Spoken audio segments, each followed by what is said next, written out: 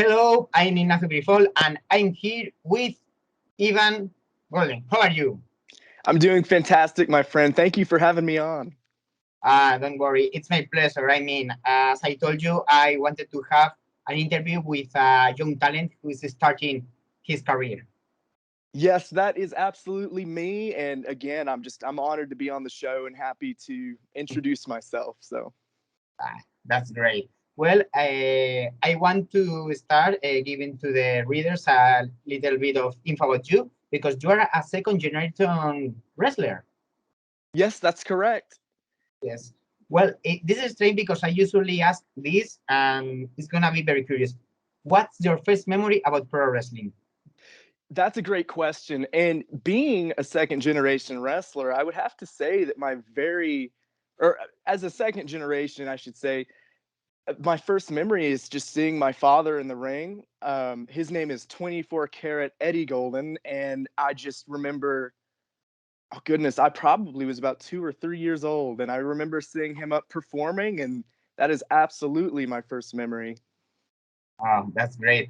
And can you tell me the experience of being a second generation wrestler? Absolutely. You see, this experience of being a second generation wrestler comes with a little bit of pressure.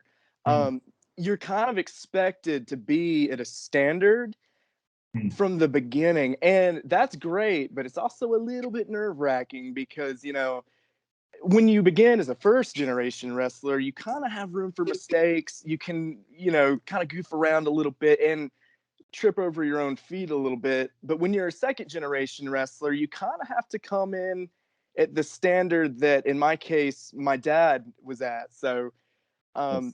the great thing about it, though, is I've had just an amazing time over the years since my childhood, getting to meet a lot of notable names, and Mm, it's really cool. I will say that. nice. Also, did you watch the John Rock series?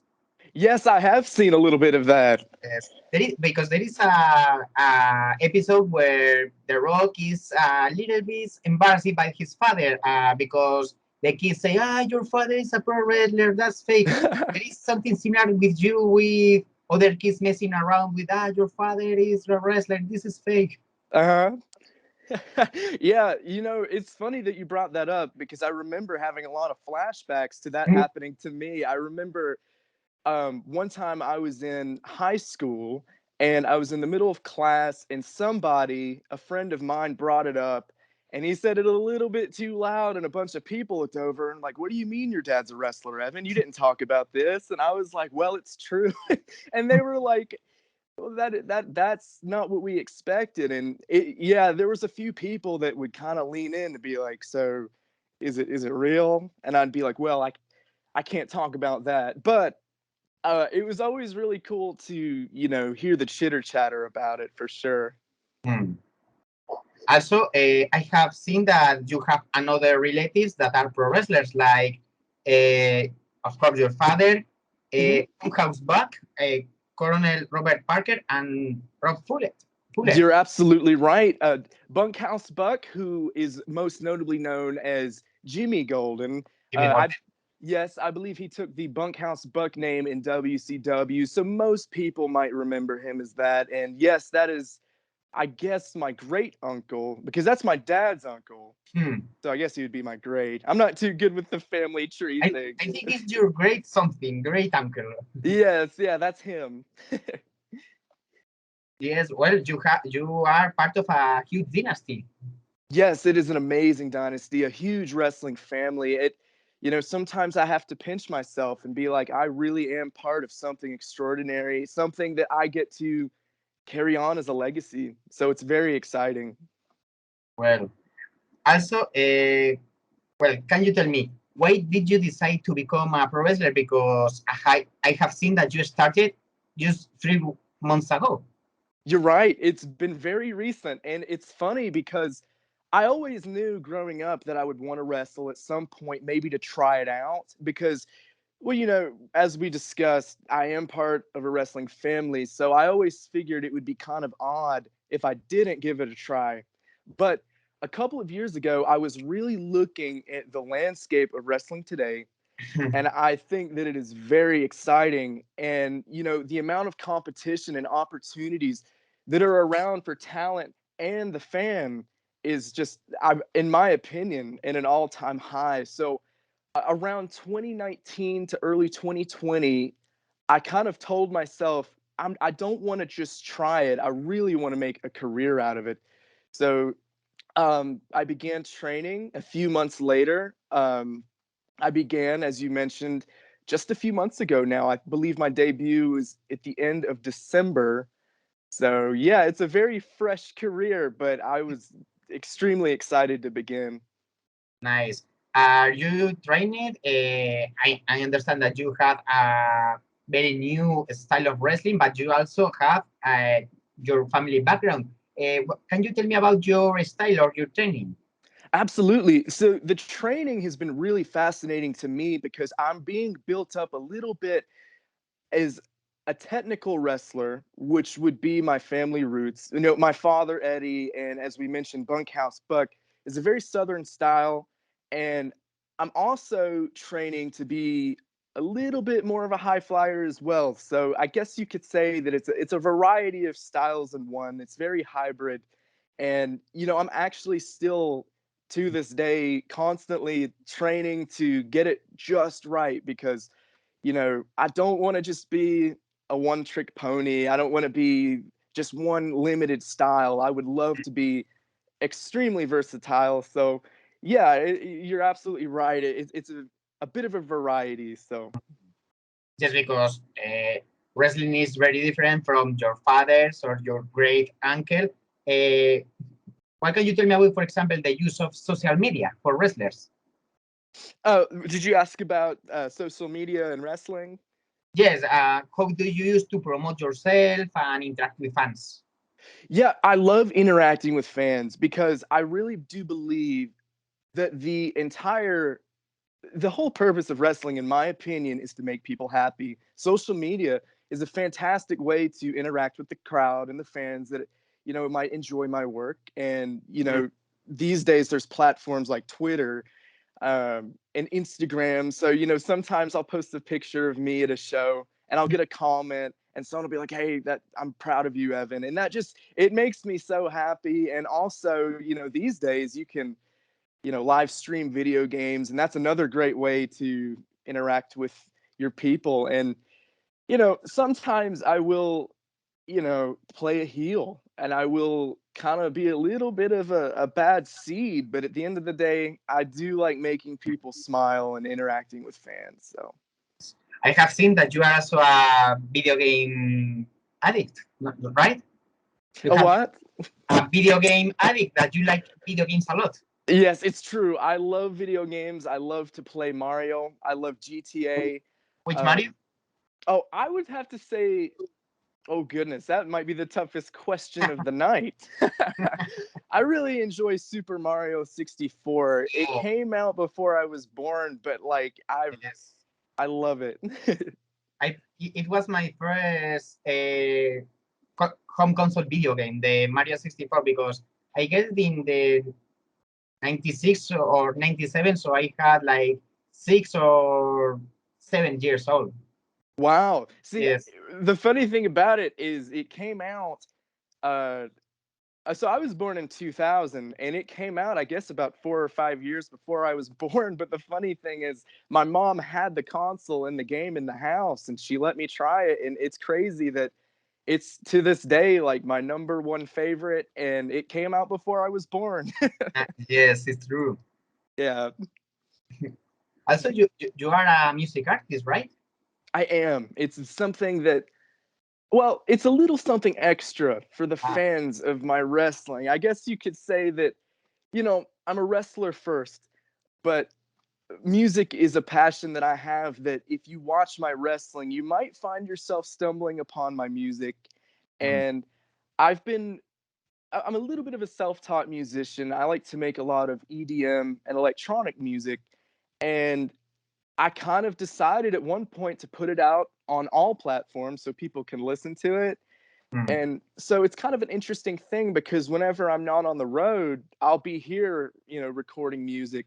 And it's funny because sometimes I'll get a message saying like, well, you didn't tell us you were a musician, because this will be somebody who's seen me in the ring, and they'll be like, hey, we just found you on Spotify, what are you doing? And I was like, well, it's just something I do on the side, and it's very exciting. Yes. Also, I have also something interesting because when I made a research about you, I found that there is another man, a television announcer called Ivan Golden. So do you Oh, think that it's a good idea to have the same name that other men? yeah, I think I've seen that before. My friend called me one day and he was like, Evan, did you know that there's another Evan Golden? And I was like, wait, what? Another wrestler? And he was like, no, no, no, this is an actor or a television personality. And I was like, oh, that's cool. The good news is for me, like being a wrestler is kind of super different from like Yeah. an actor or a TV host. So hopefully him and I will not get mixed up. Hmm. Uh, but it is kind of cool that there is another Evan Golden, but Hmm. there can only be one golden child, Evan Golden. So Yeah. yeah. Yeah, that's true. Also, you had an experience in acting and theater, right? Yeah, you're right. That was a really awesome part of my life. I became a thespian as a freshman in high school. And, if you're a thespian, you're kind of in the club, to do stage performances and travel while doing it. I do believe that my experience as an actor is a huge part of the way I perform as a wrestler. Hmm. When I made my debut, my father, because he was managing me in the match, he kind of noticed. He was like, "Well, son, I thought you were going to be a lot more nervous out there," and I thought I was too. But I think that my performances on stage in the past kind of helped me out a little bit as far as being out in front of a crowd. And so, but yeah, acting has been just an incredible part of my late teenage years, and it is something that I'd like to get back into at some point. Nice. Also, can you explain me a little bit more about your character, your gimmick? Yeah, so my character, when he's not being on his best behavior, he's a little bit of a bad attitude, and he kind of lets things get to his head because you know he knows that he is a musician and that he's got a little bit of talent, and I think he lets it get to his head. And he doesn't mind that people might not like him because he doesn't like them back. And he's very, very arrogant. However, when he's in a good mood, he likes making people smile and have a good time. So it's a fun character. You get to kind of have two faces. So Nice. Well, your father managed you in your first match. I have seen that your father hasn't wrestled in a few years. Do you want to wrestle in a match with him? he hasn't wrestled. I think the last time he's wrestled was around 2018. Mm. And he took the manager position for me because he wanted to be a part of the debut, and Mm. I think he would like to continue to be at ringside. But I would absolutely just be honored to be his tag team partner, and maybe even one day have a singles match. Mm. I think that could be something really fun to do. But to begin, if we could lace up together and be a team, I would be honored because I truly believe that my dad Mm. is one of the all-time greats, and I don't think I could ever be as Mhm. good as him. So the least I could do is be his partner. Yes. Also, there is a few father and son tag teams like the Billy Gunn with his sons and Luke and PG Hawk. Yes. Yeah, I love a good wrestling family partnership. Sometimes it's really exciting to see. I know that a lot of my dad's old friends that he used to work with in the business have already said that that's going to be exciting to see when it happens. So I'm absolutely ready at any point to maybe be a tag team. I think the Goldens can make a serious impact. So I have seen in your Instagram that you went to All Elite Wrestling once as a part of the crowd. Do you mhm. have any chance to get backstage and present to the wrestlers? I didn't get backstage, unfortunately. I purely went as a fan. They were it's kind of cool. I was there on their 6th ever episode, and it was in Charlotte, North Carolina, which is just a couple of hours away from me. Mm. And I did go there. It was a very fun experience. And to see what AEW has done since then has just been extraordinary to see because, like I said, I believe it was their 5th or 6th episode that I was there as a fan. And to see how much they've grown is extraordinary. And the opportunities that they provide as well to independent talents, Mm. it's a very good company. So Nice. And well, as you say, you started just a few months. You started in December. Can you tell me what's the process? How did you get books or something? Because I think it's very curious to the readers. well, I think that my main goal is to become a very versatile wrestler, and I would love to branch out to more mainstream promotions. As you mentioned, I only am a few months into the business. There's a lot of work to be done, but I would like to tell the readers that at one point, Evan Golden could be someone they could see on their TV screens or at least on the internet. And I think that my main goal within the next few years is to become more mainstream and Mm. have some exciting matches that can make them happy. Well, that's great. Uh, of course, you're going to tell me that yes, but do you have any interest in working for example, Elite Wrestling, New Japan, or WWE? It's interesting. I would love to wrestle for like a semi-mainstream, like the National Wrestling Alliance. I think the NWA Mm. is a promotion that's very similar to my father and Jimmy's wrestling style. If you ever watch the NWA, it's very Southern style, it's very old school, it's technical, and that's been the way I've been taught. You know, I would love to wrestle there, but at one point to go abroad to a place like New Japan, that would be extraordinary, and I would love to be able to master Mm. strong style. Absolutely. Nice. Also, in the independent circuit is like reviving because a few months ago it was like very few promotion because COVID, and now it's look like more stabilized. You're right. And that is very exciting because, when I wanted to begin wrestling, it was a little bit at a standstill due to the pandemic. I mean, around where I live and almost all over the country, I mean, there were hardly any shows running. The indies were down, and for good reason. We had to be safe. But, now, as you mentioned, things are starting to open back up. And that means there's more opportunities for people like myself Mm. and other talents. So, it's very exciting to see that after all these months of a little bit of a standstill, that the doors are starting to open up and fans are coming back. um, it's very it takes a lot of weight off my shoulders to see that it's coming back as far as the independent scene. Nice. Well, here comes the last question. Sure. What kind of advice or tips will you give to people who want to become wrestlers? Well, I would say that the best advice that I could give to somebody who would like to begin wrestling is to wrestle for the people and not just for yourself. When I first started wrestling, and when I first even had the idea of wanting to be a wrestler, it was a little bit of an ego project for myself because I don't know.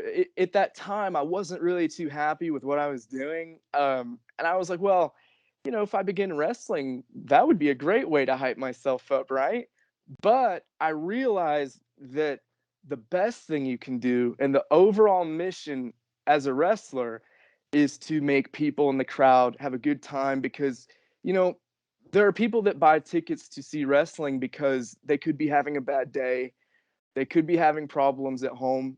And I think that, as you mentioned, with the pandemic having a lot of shows behind closed doors, it really goes to show that you can't have the perfect wrestling show without the crowd. So I guess my advice would be if you'd like to be a wrestler, don't just do it for the betterment of yourself, Mhm. but to make people happy, even if you're a heel, because at the end of the day, people are buying a ticket and they just want to have a good time. So that's the best advice that I could give right now. Well, great. Thank you so much. Has been a very nice interview. Thank you. Thank you for having me, Ignacio. And again, it's been a pleasure to be on. Uh,